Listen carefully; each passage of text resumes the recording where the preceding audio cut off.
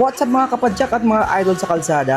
Welcome back to another episode of Ride or Die. Subalit natapwat, bagsak ang ulan, baha ang mga kalsada, at nakatakip ng waterproof cover yung pinakamamahal mong bike. Saklap, di ba?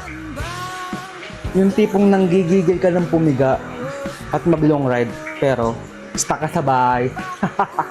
Don't worry, hindi natin nahayaan kainin ka ng boredom ngayong rainy season. Today, pag-usapan natin yung mga pwede mong gawin sa loob ng bahay para hindi mag-rush riding skills mo, yung utak mo.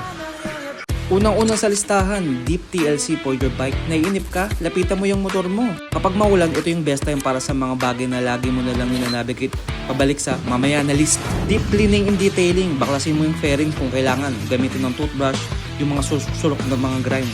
Magwax ka hanggang sa pwede kang magsalamin sa tangke mo. Maintenance, linisin ng chain gamit ang degreaser, tuyuin at lagyan ng magandang lube.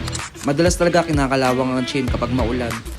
Ito na pagkakataon mo para linisin. Ang pangat kaya ng kadena sa tambay kapag madumi. Kadiri boy, para kang poging may bingot kapag madumi yung chain mo. Gear check, hugasan mo na rin yung helmet liner mo. Aminin mo, medyo amoy pawis na yan. Condition mo na rin yung leather jacket at boots mo. Pero kapag maraming helmet mo, linisin mo na rin lahat. Baon yan boy, amoy hininga mo yan.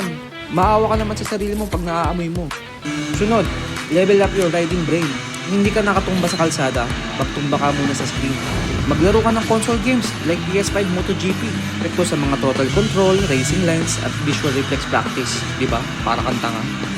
Next is binge watch educational vlogs. Panoorin mo si Z2P o kaya si Watashi. Sino ba yun? Bida ata sa Bolton. Si Dashi Watanabe pala. Aralin mo yung trail braking, body position, tsaka counter steering theories.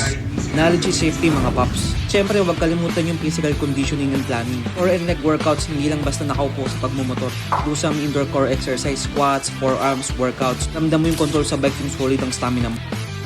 Kaya huwag ka nang nakatitig sa kisame dyan habang nakikinig sa patak ng ulan.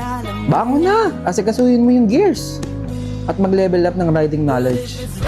Ikaw, anong paborito mong gawin sa bahay kapag naulan? Maglolo? Stay safe, stay dry, ride soon. Catch you on the next episode.